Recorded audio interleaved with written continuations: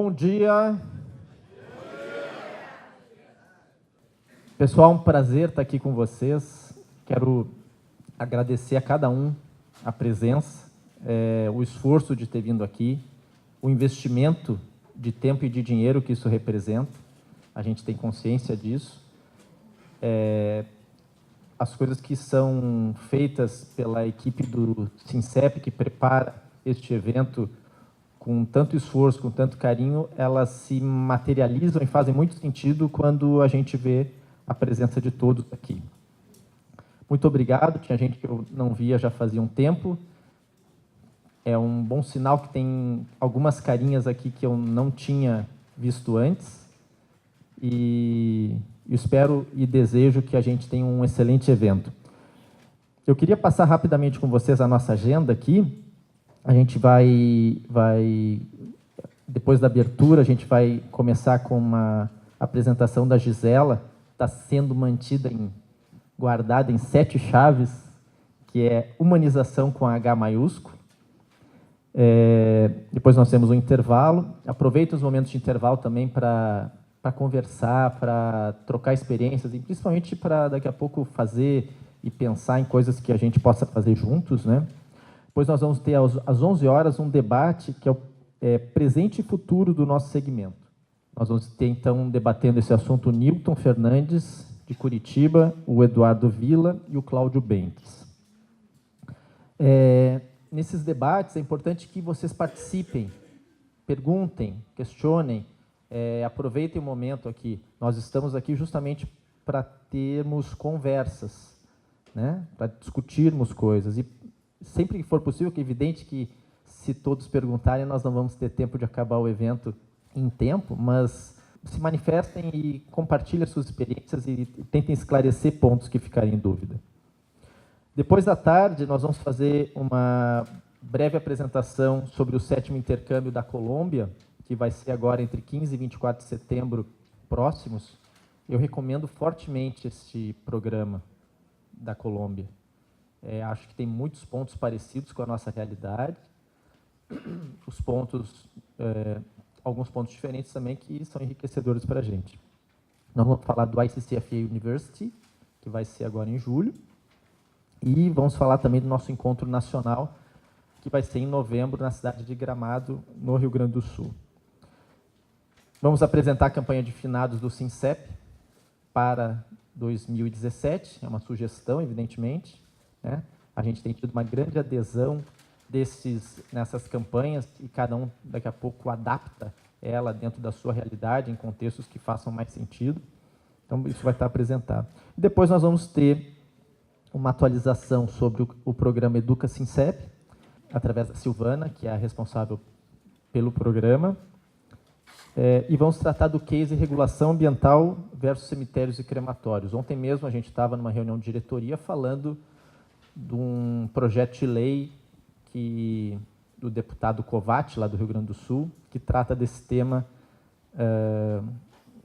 do nosso antigo fraldão, né, para os mais antigos, como eu já sou mais antigo também, mas não é bem o fraldão, é um produto aquele que coloca ali no corpo, né? Mas a gente não vai falar exatamente disso. O que a gente quer falar, e isso pode ser trazido à tona, é de como isso se dá e quais são os impactos que isso traz ao nosso negócio e como a gente pode lidar com isso. Porque não adianta a gente ficar chorando e reclamando ano após ano que as questões ambientais estão ficando difíceis, está ficando cada vez pior. Isso a gente já sabe. O que a gente faz com isso, que é o que vai nos encaminhar para algo positivo. Depois do segundo coffee break, aí à tarde, nós temos, por fim, um talk show, iniciativas e programas de apoio ao enlutado. O Daniel Arantes, aqui de São Paulo, vai compartilhar a sua experiência no Cerejeiras. E nós vamos ter aqui o pessoal do Vamos Falar sobre o Luto, né? E do Instituto Maiêutica, né? Encerramos até às 18 horas. E amanhã nós teremos uma grande inovação, que é a Glenda, que vem diretamente de Oklahoma, nos Estados Unidos, e vai nos apresentar aqui, Celebrante, uma nova proposta de cerimonial. Alguns anos atrás, começaram a surgir essas propostas de cerimonial nos empreendimentos, nos nossos empreendimentos, no nosso segmento. Agora, o que a gente está propondo aqui, Gisela, eu acho que é uma versão 2.0 disso, né? Ou 3.0, 3.0, né? Meio turbo, assim. Essa questão de cerimonial, que é uma experiência, principalmente dos Estados Unidos, mas que a gente, de novo, temos que adaptar aqui a nossa realidade no que couber e no que nós pudermos transformar também. Porque a realidade não é algo que a gente possa simplesmente aceitar. Tem pontos disso que nós podemos criar cultura e melhorar para todos, né? Para nós e para os nossos clientes. Alguma dúvida a respeito do programa, gente? Algo que eu tenha esquecido, Vanessa, de comentar? Quero agradecer também aos nossos patrocinadores, a Brucker Fornos Crematórios, a Ultra Softwares e a Crisa Santos Arquitetos. Muito obrigado pelo prestígio. Também vão estar aqui dividindo o seu trabalho conosco em momentos diferentes do nosso dia de hoje. Tá bom? Rapidamente agora, só para eu não me estender demais, eu vou fazer um breve resumo aqui para vocês de alguns pontos que a gente fez nesses anos de 2014 a 2018 na nossa gestão. Acho importante sempre fazer quase que uma prestação de contas aqui do que a gente tem feito, né? A gente tem errado muito. De vez em quando a gente acerta alguma coisinha, mas a gente vai aprendendo, vai desenvolvendo, e eu acho que o resultado tem sido positivo. Eu queria dividir aqui com vocês uma expansão no número de associados. Ano passado, a gente teve um movimento grande de reuniões regionais. Fizemos várias reuniões em boa parte das regiões do Brasil. Não foram em todas, mas tivemos no Norte, tivemos no Nordeste, tivemos no Sul, tivemos aqui em São Paulo. E nós conseguimos expandir o número de associados nesses anos para 100 membros. Chegamos a 3 dígitos. Eu acho que existe um grande espaço ainda para a gente crescer, né? Mas isso vai ficar para as gestões que virão. Mas a gente está tentando, talvez a gente consiga mostrar para as pessoas a importância de estar vinculadas ao nosso sindicato. Aqui, falando especificamente deste programa do Fórum, nós tivemos em 2014 203 pessoas entre os 2 dias. Não são pessoas diferentes, tá? Nós tivemos, ao todo, no primeiro dia mais segundo dia, 203 presenças, 225 em 2015. No ano passado, caímos para 166. Lembrando que no ano passado nós fizemos a certificação de cremação de novo. Em 2015 fizemos uma certificação de cremação e em 2016 fizemos outra certificação de cremação. Então, tinha gente que já tinha feito em 2015 que não repetiu em 2016. E este ano, nós temos 261 pessoas. Mas já pelos números que me... Esse aqui é de, sei lá, do início da semana, né? Segunda-feira, talvez, que a gente finalizou esses números aqui. Mas já tem mais gente, né? Nós devemos aí estar nos 270 e poucas pessoas aqui no nosso fórum, tá?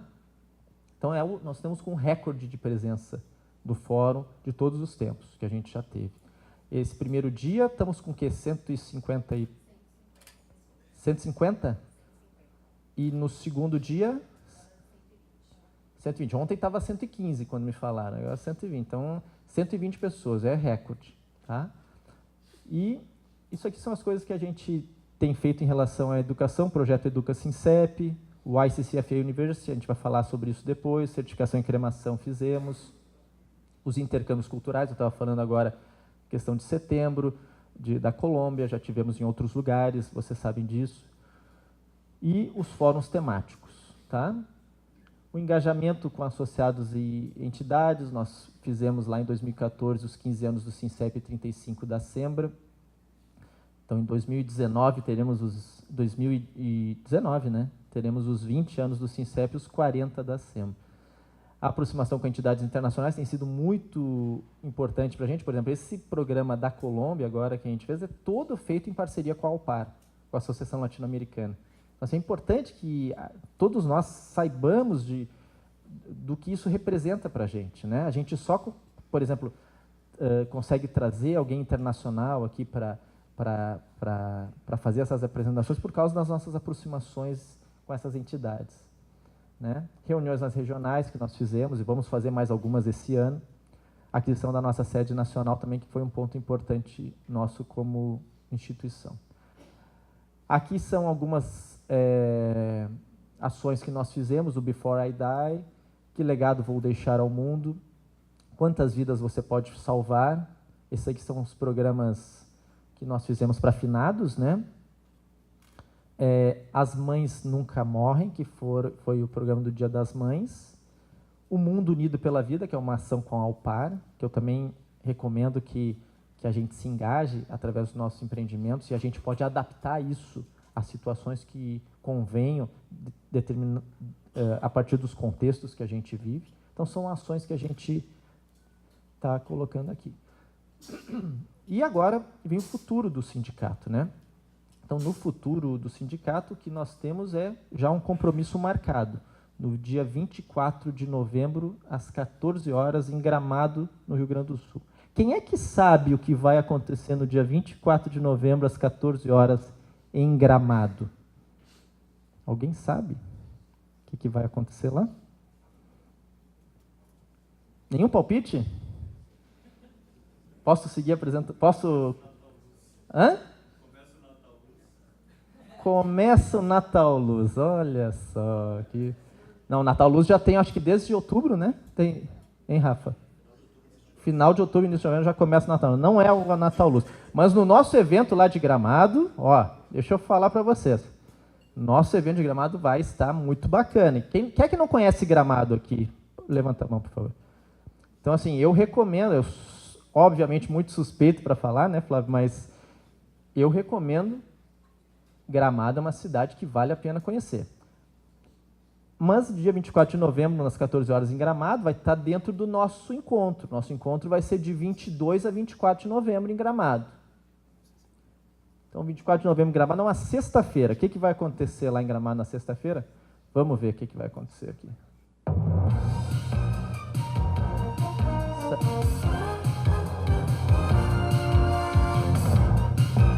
Vocês lembram dessa música, não?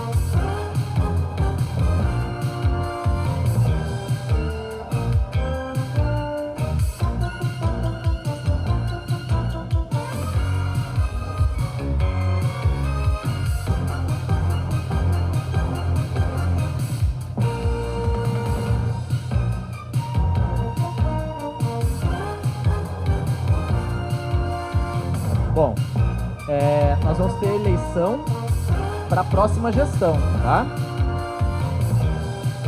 Tem gente que acha que a eleição importante é em 2018, mas não é. É agora, né? Tem gente que está dando uma importância enorme para a eleição de 2018, né? Preocupado, mas a grande eleição é agora. Então, está marcada. A eleição do SINCEP vai ser no dia 24 que estava ali? Agora eu já me esqueci. 24 de novembro, às 14 horas, tá? E eu queria rapidamente, não quero passar do meu horário aqui, rapidamente mesmo, passar aqui para vocês qual é a nossa estrutura do sindicato, para que a gente tenha presente o que a gente está falando. Então, o sindicato, a direção do sindicato é composta pelo seguinte, pelo presidente, um vice-presidente executivo, secretário, tesoureiro, conselho fiscal, com 3 titulares e 3 suplentes, tá? E aqui nós temos uma vice-presidência do Nordeste, uma vice-presidência do Sudeste, uma vice-presidência do Centro-Oeste, uma vice-presidente da região Norte, uma vice-presidência de São Paulo. São Paulo é uma região, aqui na nossa estrutura sindical, São Paulo é uma região, e tem que ser mesmo, porque uma grande parte dos nossos associados, perto de 40%, estão aqui no estado de São Paulo, e uma vice-presidência da região Sul. Essa é a estrutura que nós vamos estar elegendo aí no dia 24 de novembro, às 14 horas. É importante, pessoal, que a gente vai agora, ao longo dessas próximas semanas, aí, a gente vai compartilhando com vocês como é as regras para isso. Isso está previsto no nosso estatuto, não é segredo para ninguém, tá? Mas é importante, a minha sugestão, assim, como presidente de saída, digamos assim, é que a gente, as pessoas que decidirem entrar nisso, que realmente estejam dispostas a entrar e a se dedicar. Isso é muito importante. Isso não pode ser algo que a gente coloca no nosso currículo, mas sim algo que realmente a gente se esforça. Existe uma demanda para isso, existe um tempo que a gente tem que dedicar a isso. Isso não é a gente chegar lá e concordar em ser isso, aquilo, aquele outro, e a gente não se dedicar, não estar junto nas questões. Então, é melhor que a gente não esteja. Esse é o primeiro ponto. O segundo ponto é que, quando a gente vai entrar numa instituição, a gente tem que saber a diferença de entrar numa instituição e a diferença de administrar uma empresa. É diferente. Numa instituição, a gente trabalha em nome de um segmento. Não trabalha, a gente não tem... E aqui no Sincep a gente não tem partido. Não é partido político, a gente não tem lado. O nosso lado é o lado do nosso segmento. Então, a gente tem que se destituir de qualquer questão empresarial, de qualquer questão de concorrência, de qualquer questão, fiquei magoado, porque isso, porque aquilo. Isso não existe para fins sindicais e associativos. Tá? Então, assim, pensem, discutam, né? Isso significa o seguinte, são 22 pessoas que formam parte de uma direção. Não é pouca gente. Então, quem conseguir formar uma chapa já tem uma grande chance de ser eleito, porque é 1/4 praticamente do sindicato. Não que não possa ter repetição de empresas ali, pode, né? Mas se for uma pessoa por empresa aqui, se são 100 empresas, são 22. Né? Pensem sobre isso, reflitam, e principalmente, ao tomar a decisão de ingressar num projeto desse, que seja uma decisão que todos estejam cientes do que isso representa. Tá bom? Eu queria, então, finalizar exatamente com isso, dizer que nós temos esse encontro marcado lá em Gramado, nesse dia, para definir os nossos futuros comandantes do nosso sindicato. Gente, alguma dúvida? Alguma coisa que eu possa ajudar agora? Então tá. Obrigado, bom evento, obrigado por vocês estarem aqui.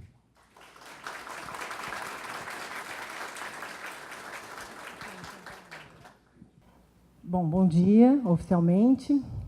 Eu queria começar a apresentação fazendo uma mini retrospectiva daquilo que a gente vem conversando desde o ano passado. Né? No fórum do ano passado, eu peguei todo o material de todos os intercâmbios que a gente fez no Sincep, juntei, olhei para tudo isso, e aí a gente trouxe uma coletânea dos pensamentos que a gente teve sobre tudo que a gente viu. E a gente culminou numa palavra que era inovação.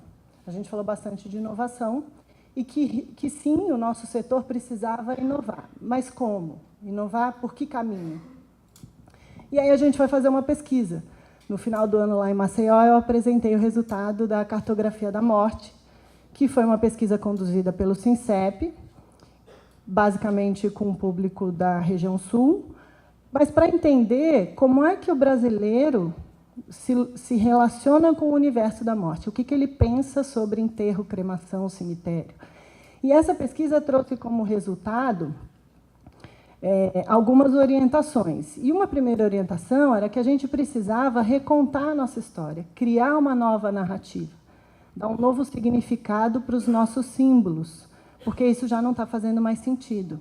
E para a gente recontar essa história e criar uma nova narrativa, a gente teria que transitar pelo caminho da humanização e também conversar com os nossos clientes no relacionamento com o luto.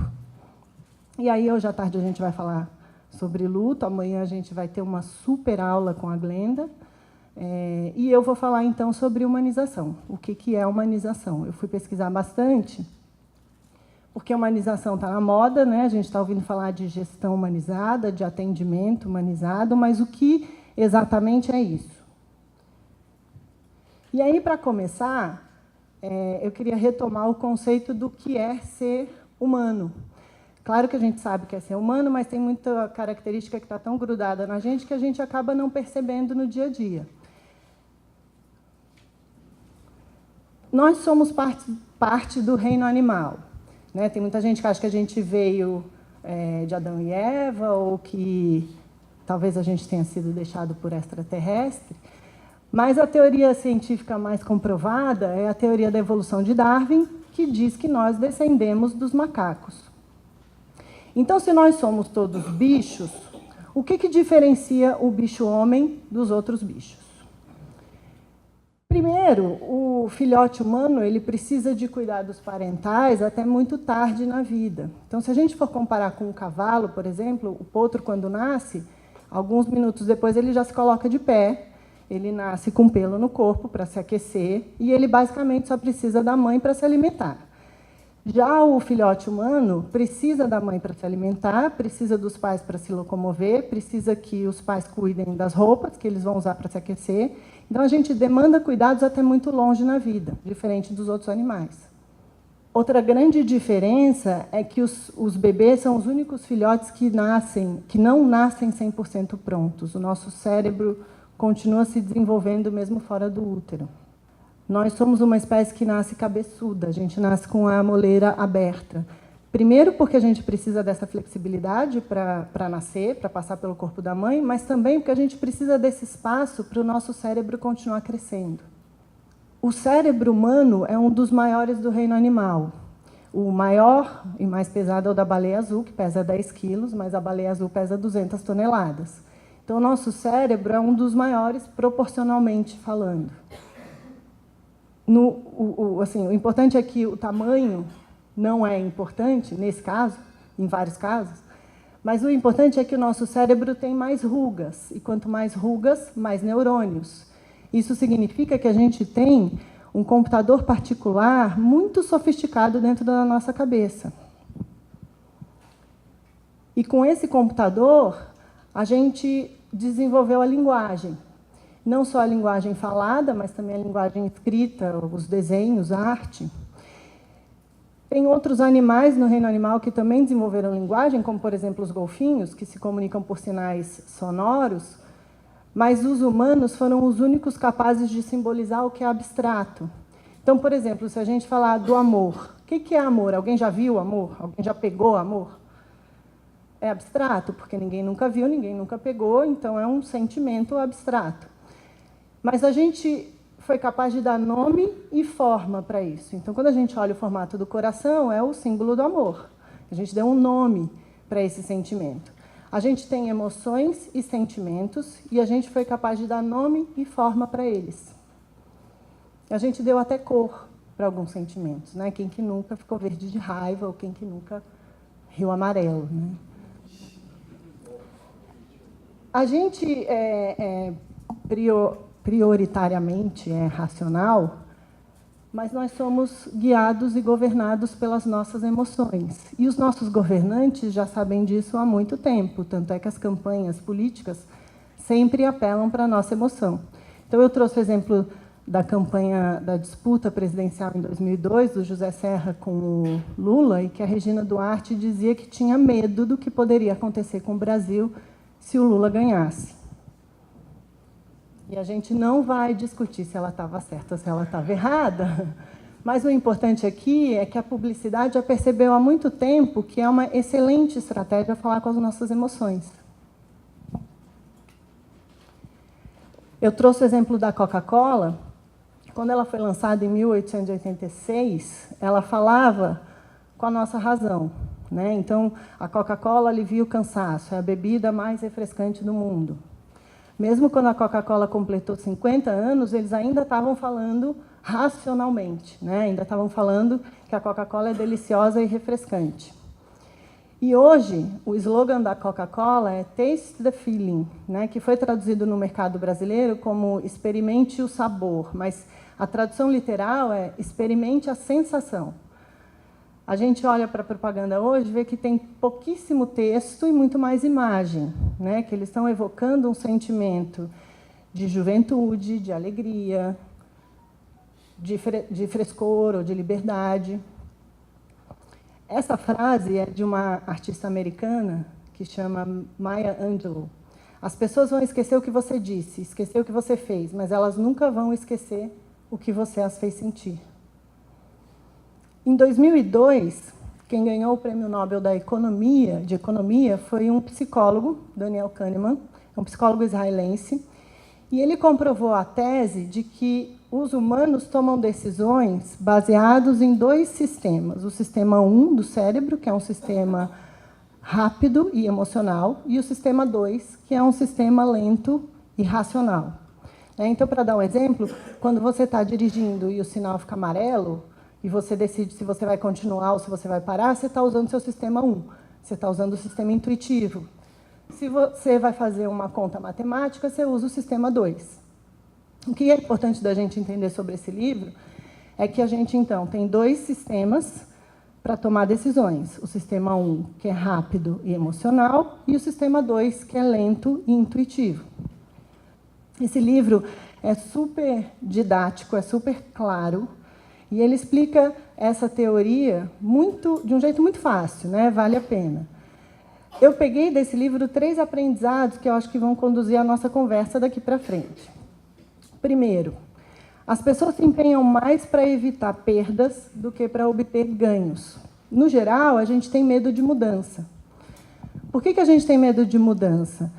Porque toda situação de mudança ela tem perdas e ganhos. Mas como o nosso cérebro é programado para evitar perdas, a gente se concentra mais nessa parte. E aí a gente evoca a nossa força conservadora, no sentido de conservar as coisas como elas estão.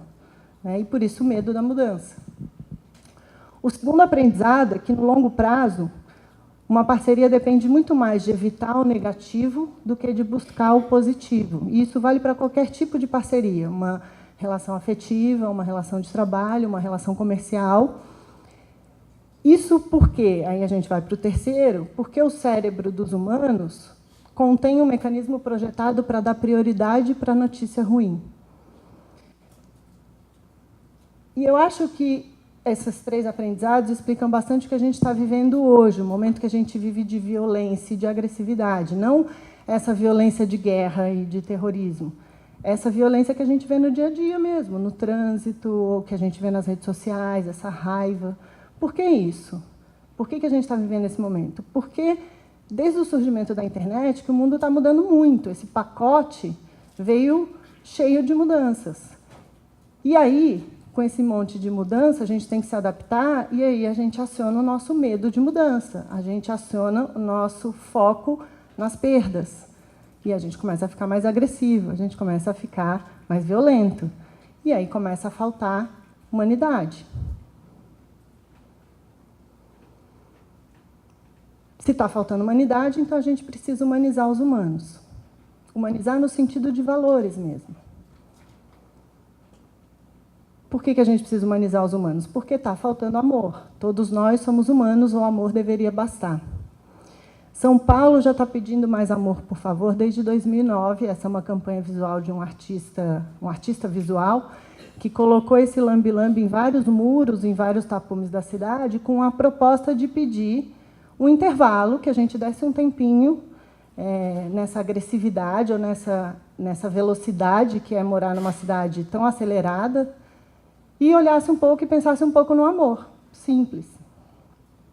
A figura da caveira é uma figura muito popular, porque ela fala muito da nossa igualdade. Por fora a gente pode ter forma diferente, a gente pode ter outras crenças e outras percepções, mas por dentro o esqueleto fala dessa igualdade. Eu trouxe esse exemplo de um cara que chama Adílio. Ele era um vendedor ambulante na estação de Madureira, do Rio de Janeiro, na estação de trem, e ele foi atropelado pelo trem justamente quando ele estava fugindo dos fiscais. Mas, alguns minutos depois, um outro trem passou por cima do corpo dele. E a empresa que gerencia a estação de trem, Supervia, que chama, ela justificou que não impediu que o próximo trem continuasse, porque tinham 6.000 pessoas naquela estação que precisavam chegar em casa. E eles justificaram ainda que o trem não passou por cima do corpo dele, mas passou acima do corpo, porque tem um vão entre o trilho e o trem. Mas, de qualquer forma, a repercussão foi muito negativa, porque a gente está falando do simbólico. E o símbolo de um trem passando por cima de um corpo é um símbolo muito forte. Fala muito dessa desigualdade, né? A história da caveira. Esse outro exemplo aconteceu esse ano. Um médico que foi entrar para a cirurgia e filmou 5 enfermeiras dançando e cantando em volta do corpo de uma mulher que estava sedada, um corpo nu, entrando para a cirurgia. Esse vídeo vazou, caiu na internet, viralizou, essas enfermeiras foram demitidas, o médico também. Mas, de novo, a gente está no campo do simbólico, a gente está falando do símbolo de um símbolo de muita fragilidade, né? Um corpo nu, entregue a cuidados de terceiros, médicos, né? A relação do paciente-médico deve ser uma relação de extrema confiança e de extremo respeito, e aí fica esse símbolo de falta de humanização também, né? A medicina inaugurou esse debate do atendimento humanizado, e é principalmente na medicina que a gente vê mais exemplos de falta de humanização. Como no caso da esposa do Lula, da Marisa Letícia, uma médica colocou num grupo de WhatsApp de médicos do Hospital Sírio-Libanês alguns comentários muito negativos, e os outros médicos complementaram também. Então, independente de quem seja, no juramento médico eles falam: guardarei respeito total pela vida humana. A relação médico-paciente, no passado, era assim, né? O paciente e os médicos em volta da cama do paciente. E hoje a relação é mais ou menos assim. O paciente não está na cena. Eu tirei essas fotos de uma palestra desse médico, é um infectologista etíope, e ele defende essa relação humanizada com o paciente, no sentido de olhar, tocar, sentir o cheiro da pessoa, para complementar toda a informação que ele acumulou pelos exames. Então, o que ele fala é que é ao lado da cama de um paciente que toda a informação que eu acumulei sobre ele ganha sentido. A gente não tem como pedir mais amor, por favor, para os médicos, mas hoje a gente pode exigir das empresas um atendimento mais humanizado e de maior qualidade. Eu trouxe esse exemplo também, que é do Banco Bradesco. Um cliente do Bradesco, da agência Cidade de Deus, estava tentando fazer uma reclamação pelo telefone, não estava conseguindo, e ele resolveu postar na página do Facebook do Bradesco uma reclamação, e, para chamar a atenção, ele colocou em forma de poema. E, imediatamente, o Bradesco respondeu também com um poema.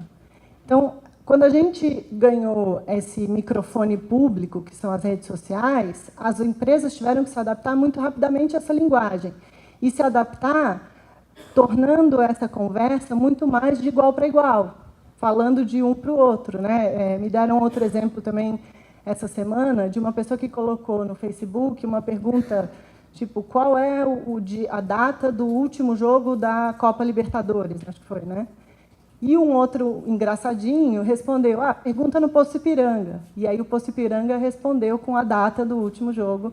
Então, tem que ser muito ágil mesmo e tem que falar no mesmo tom, tem que falar de igual para igual. Um outro exemplo de atendimento humanizado, e eu trouxe, apesar de ser um exemplo antigo, porque hoje já não funciona mais desse jeito, as Casas Bahia, mas eu trouxe porque eu acho que se relaciona muito com o que a gente faz nos cemitérios. Né? As Casas Bahia, diferente das outras empresas, resolveram conversar com o cliente pessoalmente e dar um voto de confiança para aquelas pessoas que não podiam comprovar renda para fazer uma compra. E eu sei que muitos cemitérios fazem isso, né? Nesse momento tão emocional, a pessoa querendo comprar um jazigo, independente de comprovar renda, ou até quem tem nome sujo consegue, porque a gente senta com o cliente, conversa e dá esse voto de confiança, que é o que as Casas Bahia faziam, não fazem mais. E mesmo a Coca-Cola, no momento em que a indústria de refrigerante estava em plena queda, porque ninguém mais toma tanto refrigerante, eles resolveram conversar com as pessoas chamando pelo nome, resolveram personalizar essa relação. E aí começaram a retomar essas vendas. E aí eles resolveram ganhar muito mais intimidade e começaram a chamar as pessoas pelo apelido. E aí a Coca-Cola foi criticada porque não tinha incluído alguns nomes populares como Kellen ou Ellerson, por exemplo. Mas aí eles reagiram muito rápido e lançaram a latinha da Kellen e lançaram também a latinha do Porta dos Fundos, que foi quem criticou. E aí eu acho que a Coca-Cola foi mais matadora ainda e lançou as latinhas em braille. Então, eles foram inclusivos também. A gente falou, então, de medicina humanizada, de empresa humanizada e, por que não, cidades mais humanizadas. Em São Paulo, desde 2014, que a população começou a pedir que a Avenida Paulista ficasse fechada para os carros no domingo e aberta para os pedestres. E aí, em 2015, a prefeitura acatou. O Dória falou que vai continuar com o movimento, porque foi um pedido da população. E aí a Paulista fica aberta só para pedestre no domingo.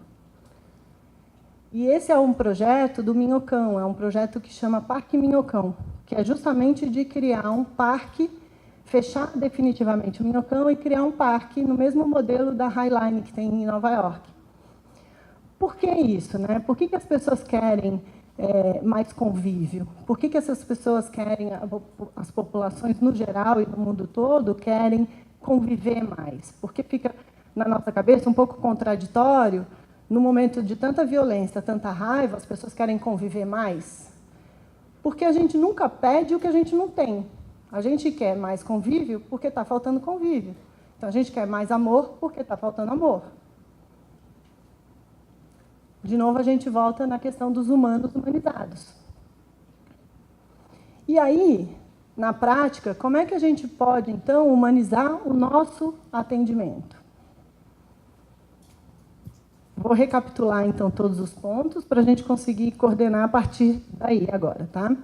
Então, o ponto importante número 1 é que nós somos mais governados pela emoção do que pela razão.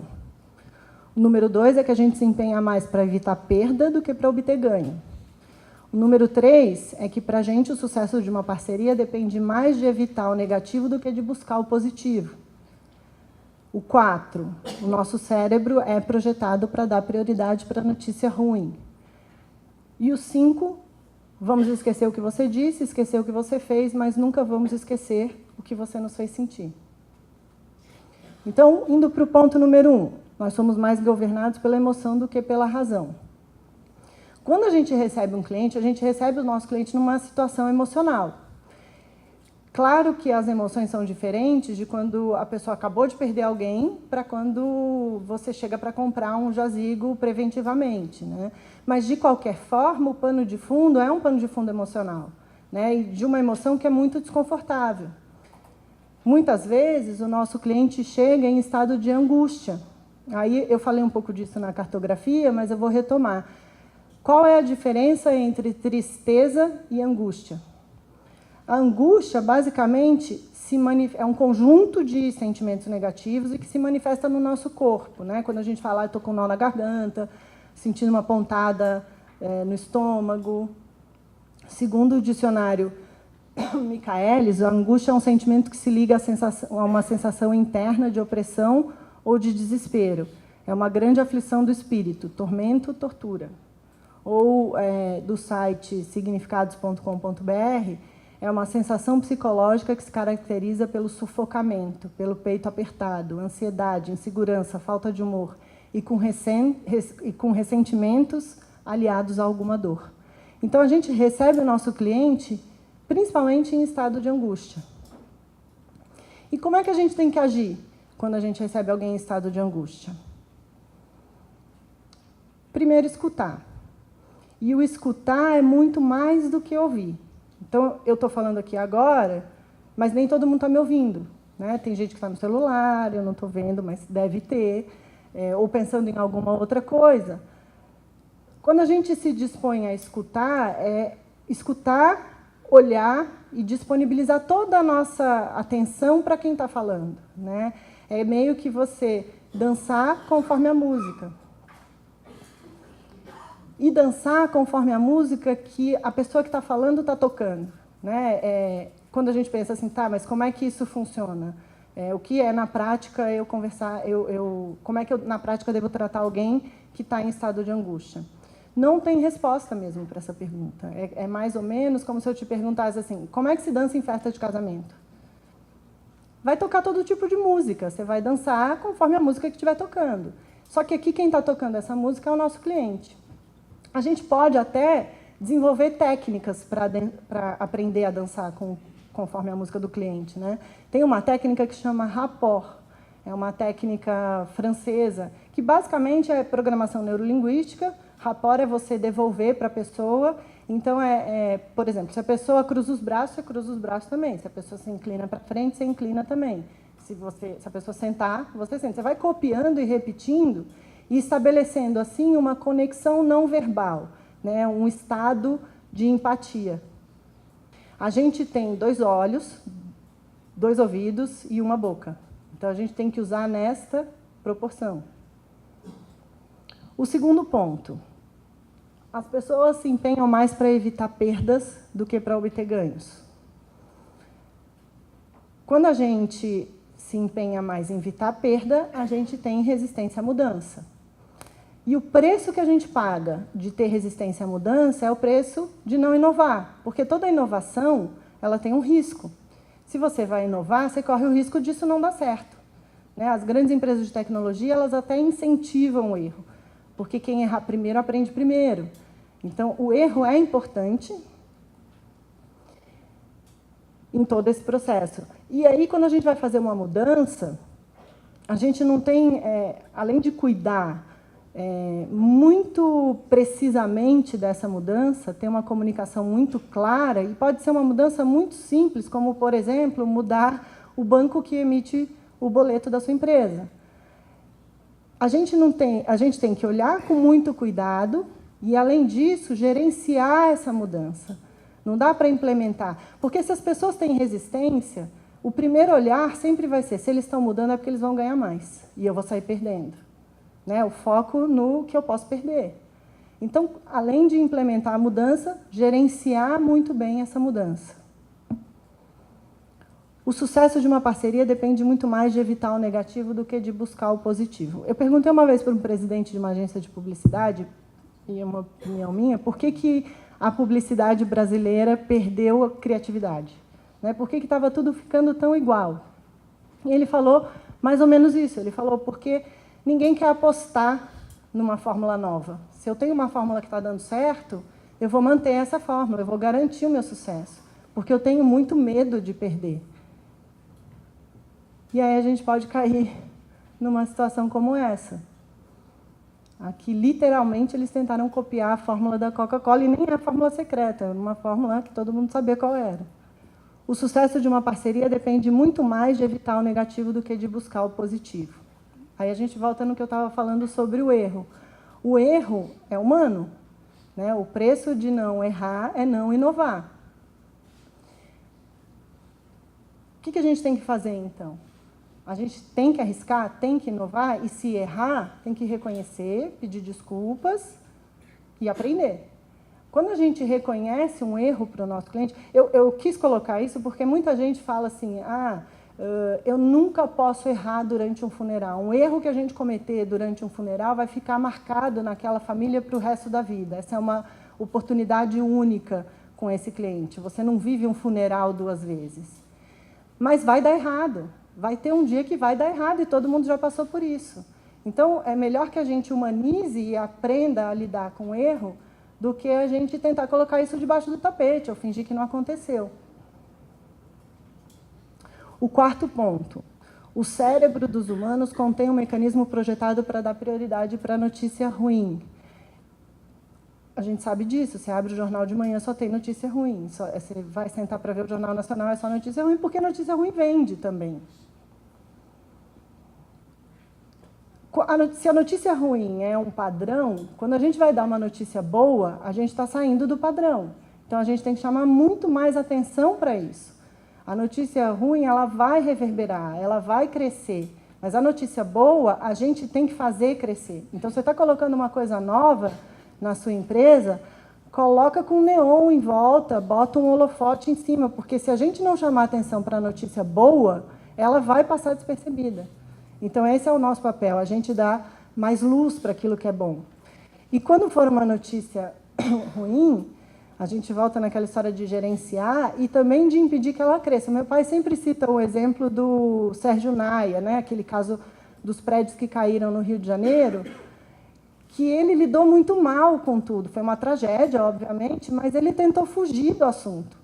Né? Eu acho, como o meu pai sempre fala, que se num primeiro momento ele tivesse acolhido essas famílias e falado, gente, eu errei, realmente, eu vou resolver esse problema, essa responsabilidade é minha. Eu acho que talvez toda essa situação tivesse tomado uma outra direção. O número 5, né? Para os humanos, o simbólico e o imaginário importa tanto quanto o real. Então, uma pessoa ela é feita da interseção do simbólico, do imaginário e da realidade. E o nosso cliente ele está muito mais no simbólico e no imaginário do que na realidade. Para exemplificar, a gente pode usar a cremação. Então, quando uma pessoa fala que quer ser cremada porque o fogo purifica, ela está no território do simbólico. Quando uma pessoa vem perguntar se é verdade que a gente crema todo mundo junto e depois separa os montinhos, ela está no imaginário. E esse é um terreno que pode ser perigoso se a gente não der muita clareza. Né? E se a pessoa chega e pergunta quanto tempo dura a cremação, qual é a temperatura, aí a gente está na realidade, né? no território da realidade. Eu trouxe essas imagens, essas fotos são lá do meu cemitério, do Primaveras, porque a gente resolveu reconhecer o valor do simbólico e dar outra direção para isso. Quando você tem um cemitério-parque, a gente está vendendo um paisagismo, a gente está vendendo uma padronização, uma organização. Né? E quando alguém vem e coloca esse tipo de objeto em cima do jazigo, a gente entende, tecnicamente, no campo do real, a gente entende isso como uma irregularidade. Né? O regulamento interno do cemitério não permite que você coloque esse tipo de objeto em cima da lápide. Mas, se eu for entrar no campo do simbólico, uma imagem como essa, né, nesse caso, essa de baixo, essa santinha, foi uma mãe que colocou, querendo dizer para o filho que ela ia continuar cuidando do filho mesmo depois que ele morreu. Eu posso tirar essa imagem de lá e não reconhecer o valor do simbólico? Eu posso arrancar e mandar uma cartinha para ele, dizendo para essa mãe, falando, você não está em conformidade com as regras do cemitério? Então, eu vou falar um pouco mais na frente, mas a gente criou um projeto que chama Caixa de Memórias, que é justamente para reconhecer o valor do simbólico.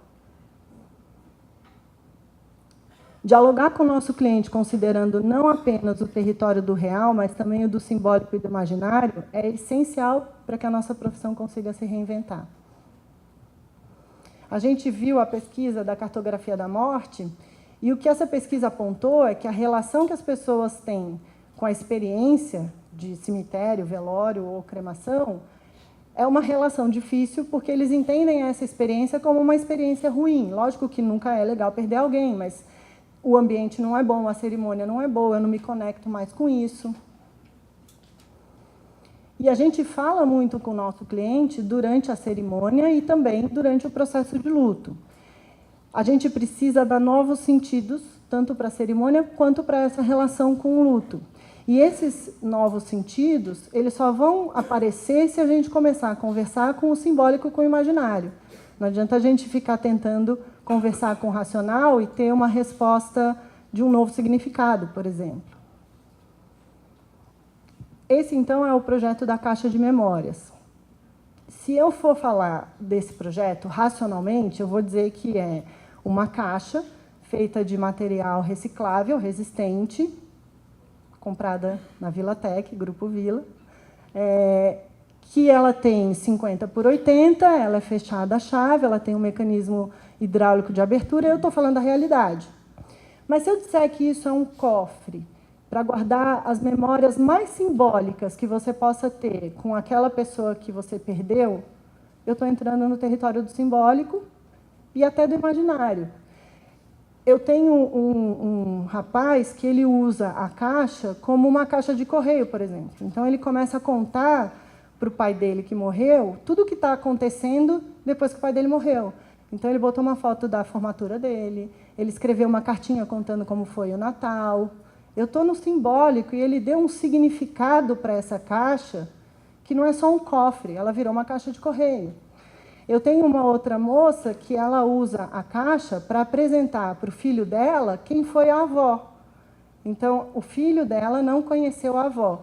Então, através dos objetos, dos símbolos, ou da história que ela está contando na lápide, porque a parte de cima da lápide ela é toda personalizável, né? Você pode botar foto, escrever o que você quiser. Ela conta para o filho dela quem foi esse avô. Quando ele vai no cemitério, ele começa a aprender um pouco mais sobre essa história. E eu fico imaginando que, no momento que a gente tiver o cemitério cheio de caixa de memórias, ou cheio dessas lápides, você andar no cemitério é como se você estivesse andando no museu, né? Ou numa biblioteca, por exemplo. E que talvez eu possa um dia contar a história da cidade de Guarulhos dentro do cemitério, porque os cidadãos de Guarulhos estão lá. As pessoas vão esquecer o que você disse, esquecer o que você fez, mas elas nunca vão esquecer o que você as fez sentir. E como é que a gente faz as pessoas sentirem? A gente faz as pessoas sentirem através dos 5 sentidos. Eu peguei um livro há pouco tempo que chama Brand Sense, não tem, é esse nome mesmo em português. E ele explica que pouquíssimas marcas no mundo exploram os 5 sentidos. E as pessoas sentem proporcionalmente com os 5 sentidos, mas todas as marcas exploram a visão e a audição, no máximo a audição. Pouquíssimas marcas exploram o tato, o olfato. Como é que a gente pode, então, tratar o sentido da audição dentro dos nossos empreendimentos? Música e palavras inspiradoras. Aquilo que a gente vai falar com o nosso cliente, adotar o tom mais personalizado, a gente atende o sentido da audição. Na visão, a gente viu também na pesquisa que a percepção que as pessoas têm do ambiente de velório é uma percepção ruim, de um lugar escuro, de um lugar sombrio. Então, a gente tem ambiente bonito. Quando eu estou falando de visão aqui, a gente está falando de beleza mesmo. A gente tem que botar beleza dentro dos nossos negócios. O olfato. Na experiência de velório, a memória olfativa é sempre ruim. Tenho certeza que todo mundo já ouviu falar ou já viu algum cliente dizendo que lembra do cheiro ruim das flores do velório, né? Então, aquele cheiro de flor me lembra uma experiência muito ruim. E flor é um negócio tão bonito, né, que em outras situações traz outro tipo de sensação. A gente tem, então, que talvez neutralizar esse cheiro, trazer algum outro tipo de aroma. Pode ser um aroma antidepressivo, por exemplo. O tato.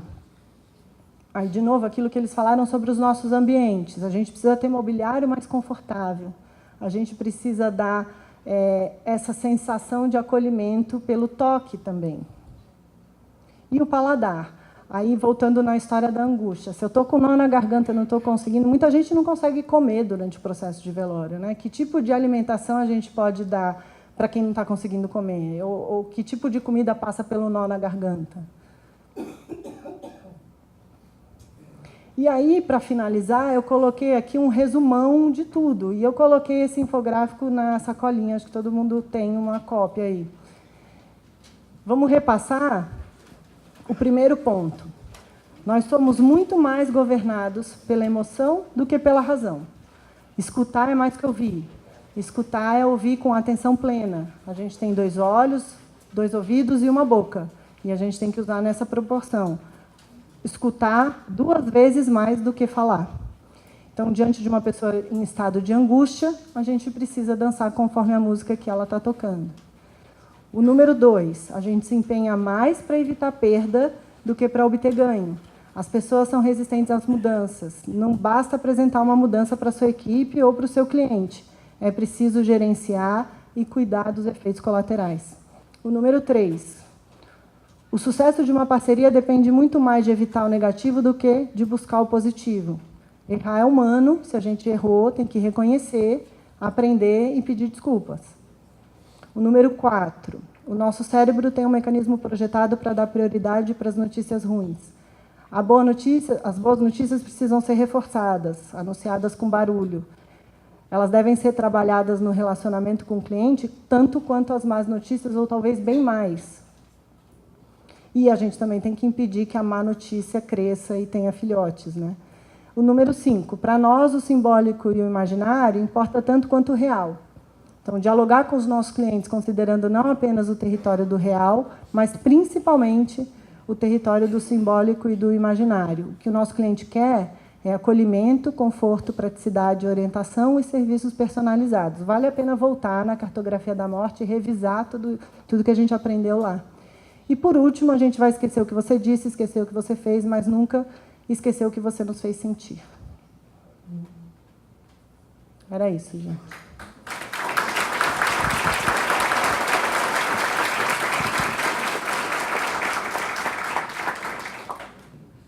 Obrigada, gente. Quem é que estudou a pesquisa Cartografia da Morte? Tá bom, tem o Júnior lá, de Rio Preto, levantou o braço, o Robson, a Silvana. Bom, nessa pesquisa, a gente aponta vários aspectos que são muito importantes e que eu recomendo a cada um de vocês, a cada um de nós, na verdade, que a gente estude. Porque às vezes a gente fala que não temos as informações disponíveis, mas nós temos. E essa pesquisa, ela dá um guia de como proceder e como agir no nosso segmento, que é algo realmente muito, muito importante.